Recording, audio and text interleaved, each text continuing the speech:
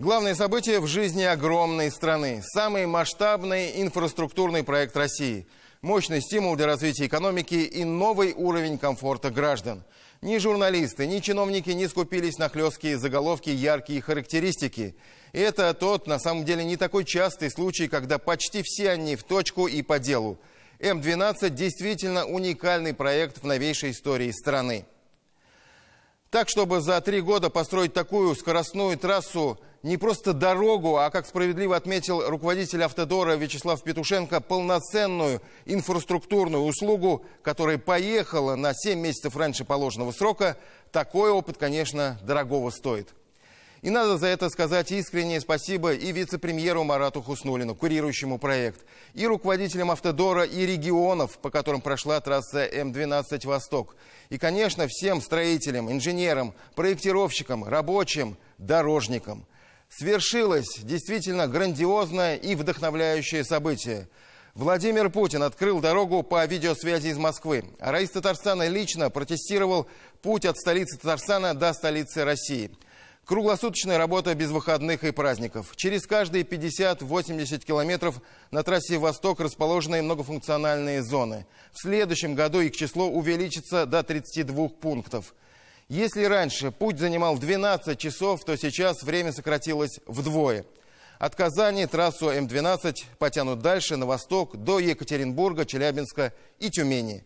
Подробнее Диляра Юсупова.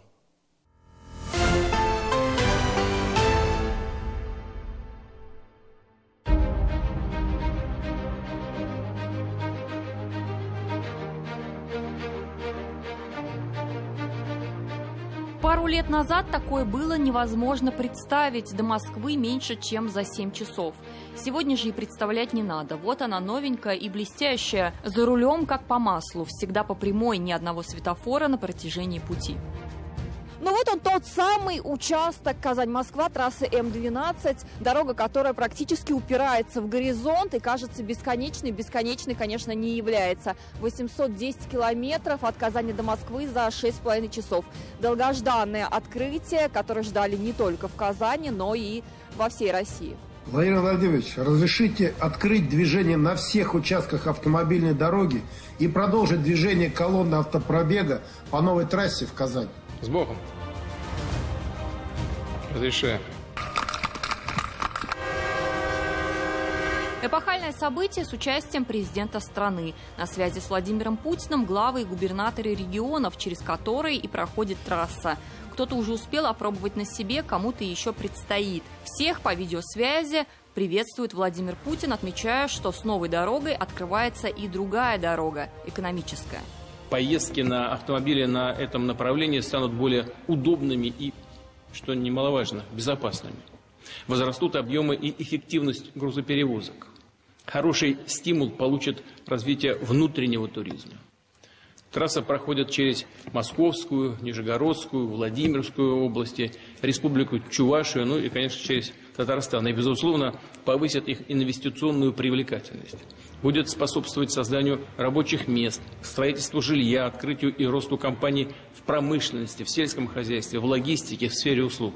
Такого еще в истории нашей страны никогда не было. Если даже сравнивать с международным опытом, с учетом от идеи до регистрации. Вот вчера в 11 ночи был получен документ на регистрацию объекта. Мы никогда за 3 года, даже в мире мало кто строит за 3 года такие объекты. Данная работа по строительству этой трассы, она вообще дала мощнейший стимул развитию не только жилья, не только промышленности, но и огромный стимул для развития дополнительных транспортных проектов. Трассу длиной 810 километров, 142 из них в Татарстане проложили всего за 3 года. На объекте ежедневно работали больше 30 тысяч строителей и 8 тысяч единиц спецтехники. Об этом доложил раис республики Рустам Минниханов, который, кстати, лично проверил дорогу. Стартовал с моста через Волгу, самого крупного сооружения на М-12, длиной более 3 километров. Такой дороги я не видел. И, конечно, это другая страна, это вообще другое понимание. Все службы сервиса, вот 4 службы сервиса посетил, и покушать, и заправиться, и все. Все продумано. Система автоматически снятия денег тоже работает. Все на высшем уровне. Вам поклон, спасибо правительству, Марат Шакирджановичу, всем, кто, и строителям, строители здесь, я им поклонился и сказал: Бигзур Ахмад, большое спасибо. Вам большое спасибо.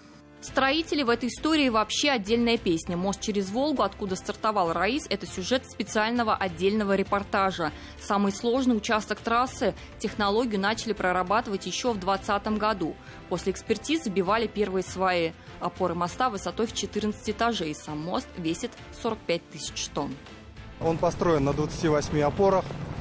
Общий вес пролетных строений на данном мосту составляет 45 тысяч тонн. Строительство моста велось сразу одновременно с двух сторон. То есть металлоконструкции надвигались и собирались и надвигались одновременно и с правого, и с левого берега, что позволило, в принципе, в итоге сократить сроки строительства. Трассу будущего, теперь они только так, обсуждали с жителями близлежащих населенных пунктов. Пришли к компромиссу.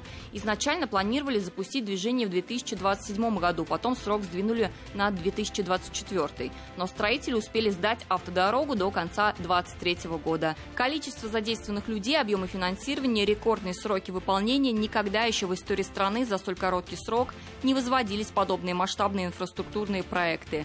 Десятки развязок и подъездных путей, 343 искусственных сооружения. Когда я в столбик посчитал, сколько мы здесь перевезли грузов разных, земполотно, песок, щебень, асфальтобетон, это больше 200 миллионов тонн за 3 года. Это можно было сделать только работая круглые сутки, ни на секунду не расслабляясь.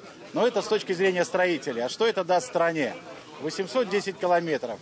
Знаете, мы говорим 110 километров в час, но это не главное. Главное время. Вот сегодня можно до Москвы, вот с этой точки, доехать за 6,5 часа. Разрешенная скорость от Казани до Москвы теперь 110 км в час. В перспективе она должна возрасти до 130. Отсюда и цифра 6,5 часов. Движение здесь организовано по принципу «свободный поток». Здесь нет ни одной кассы или шлагбаума. Это одна из новых систем, придуманная специально для платных дорог. Безбарьерная система платы. 19 рамок фиксирует госномера проезжающих машин в автоматическом режиме. Повсюду глаз искусственного интеллекта. Миллионы транзакций, обеспечение безопасности и интернет на протяжении всего пути.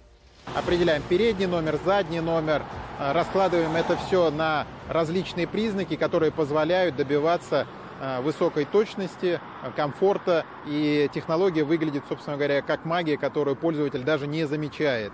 Он может зайти в свой личный кабинет, в мобильное приложение, посмотреть, как он проехал маршрут, сколько ему нужно заплатить, и различными удобными средствами это, собственно говоря, можно сделать. Вопрос, который волнует многих – цена за чудо-поездку. Поездка из Казани в Москву для владельцев легковушек обойдется почти в 4500 рублей. До Нижнего Новгорода – 1660 рублей. Но это без учета скидок. Это без учета программы лояльности и скидок, которые могут быть при использовании транспондера. Такая скидка может достигать 15%, и тогда для пользователей, следующих по этому маршруту, стоимость обойдется порядка 3800 рублей. Если съезжать на город Казань в районе аэропорта, то стоимость проезда без учета скидки составит 4800 рублей. Уникальный автопробег от стен Московского Кремля до стен Казанского Кремля. Кремль, Москва. Марат Хуснуллин сам садится в автомобиль для проверки. В путь до Казани отправляют 17 машин. Все отечественного производства. Ждем команды на старт. Коллеги, старт даю. Поехали. Маршрут пролегает через Владимир, Нижний Новгород, Чувашию, Татарстан. Остановка на отдых и заправку. Эксперимент должен быть чистым и непредвзятым. Преодолели уже большую часть пути, движемся к финишу, и каждый километр дороги приносит реальное удовольствие. Никаких пробок, никаких затруднений, прекрасная инфраструктура, как и здесь видно. Самый вечер у стен нашего Кремля путников встречают гостеприимством и аплодисментами. На все про все у наших героев ушло около 7 часов. Как говорится, не обманули. Скорость 90, нам, как говорится, машины привязаны, скорость 90. Отдыхаешь, едешь, трасса отличная. Просто это дорога мирового уровня. Я думаю, что каждый строитель, который приложил руку к этому объекту, каждый проектировщик вправе гордиться тем, что он сделал огромный вклад в развитие всей нашей страны. У подножия Кремля водители приветствуют и раис республики, оценивая то, что сам испытал накануне. Я вас всех поздравляю. Прекрасный маршрут, прекрасные условия и, конечно же, огромные слова благодарности, Вячеслав Петрович, вам, вашей команде за прекрасную трассу. Концерт в Казань-Экспо в честь открытия трассы М-12. Здесь собрались те, кто непосредственно участвовал в строительстве. Песни не случайные, в порядке маршрута М-12. Подмосковные вечера, течет река Волга, выступил и Российско-Китайский симфонический оркестр и другие.